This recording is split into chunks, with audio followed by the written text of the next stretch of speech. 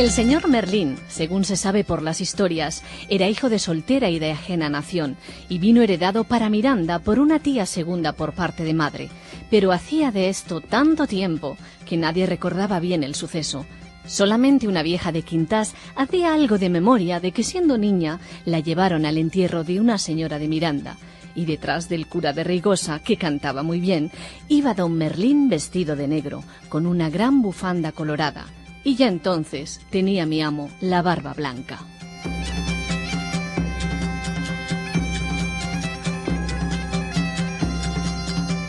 Esta voz que han escuchado ustedes, que les habrá sonado, no es de aquí, pero como si lo fuera, es María Jesús Alfaya de la Tarde, que esta noche está con nosotros en la Estrella Polar. Como es medio gallega, pues apunta lo de Cunqueiro. María Jesús, ¿qué tal? Me ha encantado, buenas madrugadas. Buenas madrugadas. Trasnochar por estar con vosotros es fabuloso. Mil gracias. Bueno, esto que ha leído María Jesús es uno de los fragmentos iniciales de Merlín y Familia, que es una de las grandes novelas de Álvaro Cunqueiro. Es que un oyente de la Estrella Polar nos pedía hace unos días que nos ocupáramos aquí en nuestro espacio de filias literarias del gallego Cunqueiro, y es una sugerencia excelente, porque Cunqueiro es sin duda uno de los grandes nombres de la literatura española del siglo XX. Narrador, poeta, periodista y gastrónomo, entre otras cosas, Cunqueiro supo crear un auténtico realismo mágico a la gallega, es decir, a la española, antes de que esa fórmula de realismo mágico adquiriera fama internacional.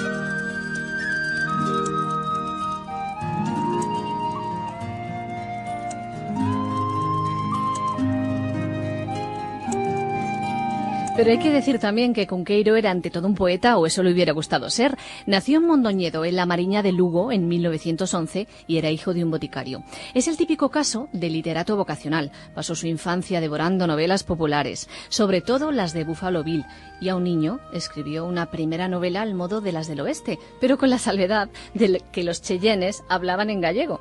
Empezó a estudiar filosofía y letras en la Universidad de Santiago, pero no terminó los estudios. La prensa le daba la oportunidad de escribir, y Cunqueiro, que no quería hacer otra cosa en la vida, se subió a ese tren. Empezó a escribir para revistas y periódicos, en particular para el pueblo gallego. El periodismo le permitía, de este modo, además, dedicarse a la poesía. Cunqueiro se veía en esta primera época, se veía a sí mismo como un vanguardista, y a ese perfil responden sus primeros libros de poemas, Mar ao Norde, Poemas do Si e do Non, incluso la cantiga nova que se chama Ribeira. Es entre 1932 y el 33 todos estos libros, donde además en esta última, en la cantiga nova, hay una clara influencia de la lírica galaico-portuguesa medieval. Bueno, estas primeras obras del Cunqueiro veinteañero están, como ya se habrá usted dado cuenta, en gallego. ¿Por qué? Bueno, nuestro autor escribía en gallego o en castellano alternativamente y con total soltura, pero en el caso de Cunqueiro esta elección del gallego tenía un motivo algo más que literario. Cunqueiro era un enamorado absoluto de lo gallego, de su vieja lengua, también de sus tierras y de sus paisajes, y lo iba a ser durante toda su vida, pero conste, no fue un precursor del separatismo. Y como bien dices, como enamorado de Galicia, Cunqueiro se afilia tempranamente al partido galleguista y hace campaña por la autonomía gallega. Pero estalla la guerra civil, que lo sorprende ejerciendo de profesor en Ortigueira, y entonces nuestro autor se afilia a la Falange española.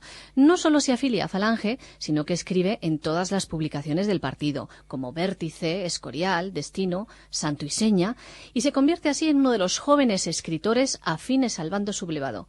¿Había cambiado de chaqueta?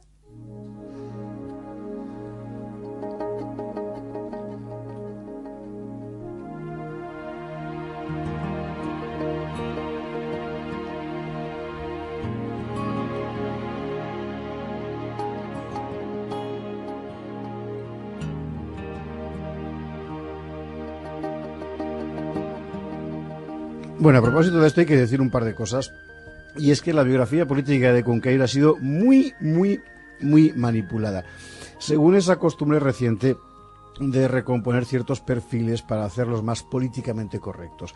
Ya de nuestro autor se ha dicho que es uno de los padres del regionalismo gallego, porque militó en el galleguismo político, pero se ha dicho también que fue uno de los escritores del régimen del 18 de julio, porque se afilió a Falange Española. Se ha dicho que fue antifranquista, porque no tuvo puestos de responsabilidad política, pero también se ha dicho que fue favorable a la dictadura, porque en la época de Franco dirigió periódicos, recibió premios, jamás se opuso al régimen.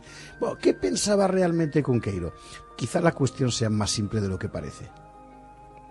Cunqueiro era galleguista por sentimiento y conservador por temperamento, pero era sobre todo un esteta y en modo alguno un ideólogo. En tiempos republicanos creyó que el partido galleguista representaba sus sentimientos. Cuando estalló la guerra, pasó a Falange, como muchos otros, seguramente porque le pareció bien. Después trató de desentenderse de cualquier actividad política. No por motivos ideológicos, sino por pura cuestión temperamental. Eso sí, Cunqueiro siempre se dejó querer por cualquiera que apreciara su obra. Y yo me pregunto si ese es un pecado. Vale la pena traer aquí una anécdota que refleja bastante bien la tendencia a la manipulación en ciertas biografías. Hay una leyenda que dice que el régimen de Franco retiró a Cunqueiro el carné de prensa, el carné de periodista, por un misterioso incidente político con la embajada francesa, tras lo cual el escritor rompió con el régimen hacia 1944. Bueno, la verdad es que en el incidente fue político, ni Cunqueiro rompió nada. Lo que ocurrió es una cosa, en fin, un poco sórdida, pero al fin y al cabo son debilidades humanas. Lo que ocurrió fue lo siguiente. Hacia el año 43, la embajada de Francia, la del régimen de Vichy, le había adelantado a Cunqueiro un dinero para escribir una serie de artículos de viajes por tierras francesas. Cunqueiro se gastó el dinero en comer, que es lo que le gustaba. Los artículos no aparecían y la embajada, que veía al escritor como un hombre del régimen, protestó ante el gobierno. Y el gobierno de Franco efectivamente le retiró el carné. Pero Cunqueiro, aunque no publicó más en Madrid, siguió firmando en la prensa gallega, especialmente en revistas culturales. Hombre, es que la comida gallega está muy rica como para no gastarse la comida en eso. Pero tiene más interés que nos concentremos en lo que Cunqueiro hizo a partir de entonces, que fue esencialmente escribir. En 1940 había publicado Elegías y canciones. En el 45, Balada de las damas del tiempo pasado. Al mismo tiempo, el mundo interior de Cunqueiro había alcanzado ya una densidad propiamente material, como si existiera físicamente dentro de su cabeza. Es un mundo en el que el folclorismo rural gallego se mezcla con la cultura medieval europea. Es decir, los romanjes carolingios y el ciclo artúrico hablaban gallego y comían la concongrelos, que está muy rico. Es un mundo habitado por hadas y viejas campesinas, molineras de dientes blancos y caballeros errantes, judíos, nigromantes y serenas melancólicas. Lo prodigioso es que ese mundo, en Cunqueiro, se desenvuelve según un estilo estrictamente actual, frecuentemente irónico. Ni siquiera los ocasionales recursos a un léxico arcaico privan a sus textos de ese sabor contemporáneo.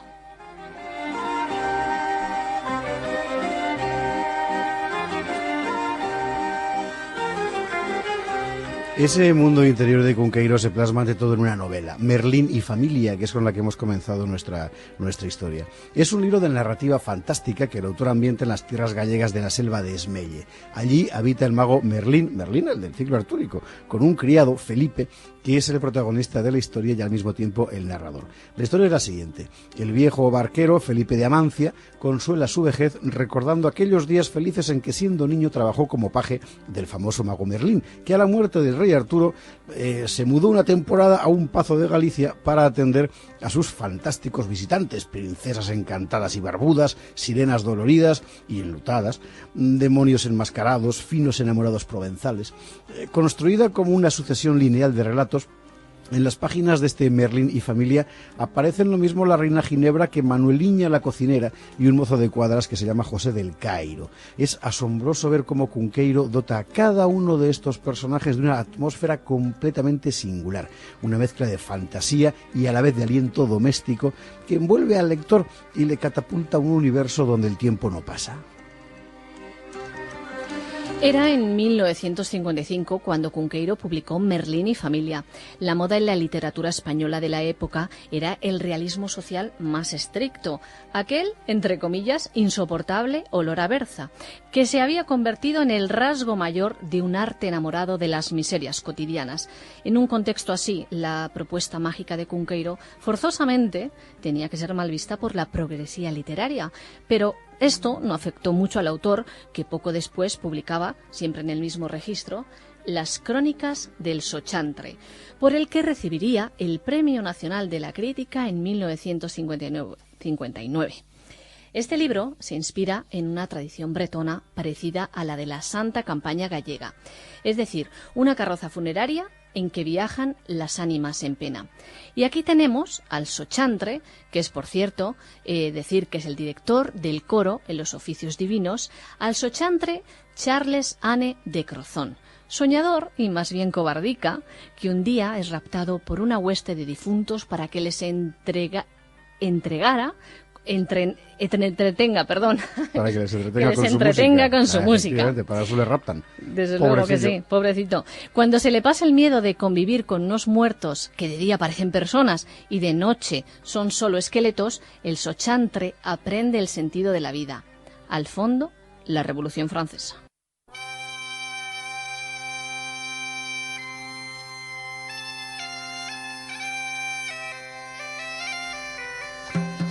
Al mismo tiempo, nuestro autor iba construyendo en los periódicos una obra realmente sobresaliente.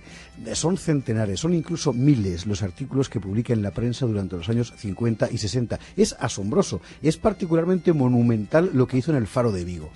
Hay que decir que en el Faro de Vigo Cunqueiro había empezado a escribir en los años 50, en el 61 entró como redactor de plantilla, entre el 64 y el 65 le hicieron subdirector y en el 65 ya directamente director del periódico, que lo sería 5 años hasta el año 70. Bueno, a lo largo de todo este tiempo va escribiendo una serie ininterrumpida de artículos, crónicas de viajes, comentarios, no solo en el Faro de Vigo, también en la revista Finisterre, pero sobre todo en el Faro de Vigo, y que son extraordinarios. El pasajero en Galicia, retratos y paisajes, una ventana, correo sin fecha, a vuelta de hoja, el Envés, Camino de Santiago. Todo esto son series de artículos que él fue escribiendo sin parar, tan extraordinarios que hay muy buenos críticos literarios que han dedicado su vida a la tarea de compilarlos y publicarlos. Por ejemplo, el actual ministro de Cultura español, César Antonio Molina, que es un gran especialista en la obra de Cunqueiro. Bueno, vale la pena leer estos libros de Cunqueiro, porque realmente son extraordinarios. Pues precisamente en el Faro de Vigo que comentabas, Cunqueiro hizo además algo muy interesante: publicar todas las semanas traducciones al gallego de grandes poetas universales. Porque pese a lo que dice hoy la propaganda, en la época de Franco no estaban prohibidas las lenguas regionales españolas, no se impartían en la enseñanza pública, pero sobre todo a partir de los años 50 se cultivaban con toda tranquilidad y frecuentemente desde instituciones públicas, lo mismo en el País Vasco que en Cataluña y por supuesto en Galicia. La Real Academia Gallega funcionaba con plena normalidad, incluso el propio Cunqueiro fue elegido académico en 1961. Aquí estamos hablando ya de un hombre en su absoluta madurez literaria. Después de haber explorado el mito artúrico, se lanza al mito mediterráneo con Las mocedades de Ulises y otra novela, un hombre que se parecía a Orestes, por la que le dieron el Nadal en el año 68. Y aquí empieza a Cunqueiro a lanzar ya nuevos personajes. Por ejemplo, escribe Vidas y fugas de Fanto Fantini de la Gerardesca, que nos traslada a la Italia del Renacimiento.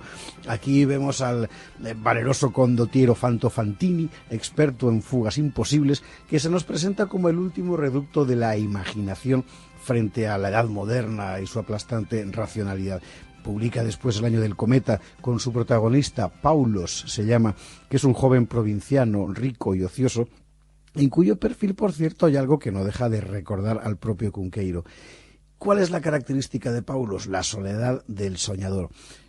Una soledad que al final se sostiene sobre la convicción de que, aunque herido de muerte, podría resucitar si sus sueños resucitaran, porque los sueños sobreviven al soñador y le justifican.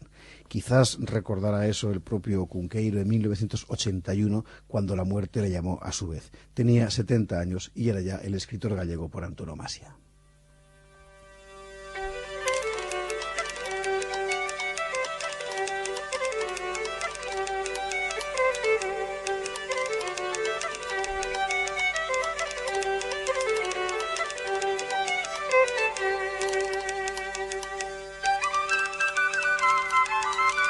Bueno, ¿por qué rescatar a Cunqueiro? Pues porque es un escritor como la copa de un pino, que no merece quedar reducido a mero exponente de un galleguismo demasiado manipulado. La grandeza de Cunqueiro no reside en su carnet de identidad, sino en la maestría con la que supo introducirse en un mundo fascinante, el de la gran tradición legendaria europea, y construir allí su propio espacio, sus habitaciones particulares, con personajes que no pasan de moda porque hablan más allá del tiempo. Y los que hemos vivido ahí un poquito, aunque solo sea las breves horas de la lectura, podemos dar fe de que en las habitaciones mágicas de Cunqueiro se está muy cómodo, comodísimo.